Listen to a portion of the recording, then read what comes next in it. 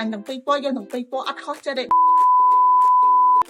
ចាសួស្ដីបងថ្ងៃនេះមកជួបប្រភេទឈុតស្ពណ៌មួយម៉ូតទៀតបងចាមួយម៉ូតចេញមកជួយធានាជូនបងម៉ូតស្អាតហើយសាច់ស្រួលពាក់ទៀតបងប្រភេទឈុតស្ពណ៌សពតបងណាចាប្រភេទអាវក្រោយគេប្រភេទឡាយប៉ាក់បែបចាបងចាហើយសម្រាប់អាវវិញគឺសាច់ចំណាត់គឺស្រួលពាក់ណាបងចង់ប្រើប្រលេះលើជាមួយអាវកាក់ក៏បានបងប្រើបិទឡាវក៏បានដែរបងសម្លាញ់ចាសពតវិញគឺស្រួលដូចគ្នាគឺប្រភេទសពត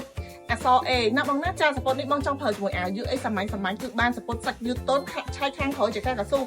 បងអើយចកកស៊ូនិយាយទៅបងតែទិញសពតហាខ្ញុំទៅបងចកកស៊ូខោចកកស៊ូក្រោយគឺស្រួលពាក់ទាំងអស់ណាពី40គីឡូ60ដល់100គីឡូបងនេះសាច់អីបងមើលចិត្តសាច់ប៉ាក់អីគឺស្អាតអានជូនមានពីរពណ៌ជូនមកសម្រាប់ឈុតស្ពណ៌នេះណាភាគតិចដែរដែលចូលពណ៌ប្រផេះបងចាជើងនេះគឺមានពីរពណ៌ជូនបងមានពណ៌ខ្មៅជាមួយពណ៌ប្រផេះបងសម្លាញ់ចាឡាយប៉ាក់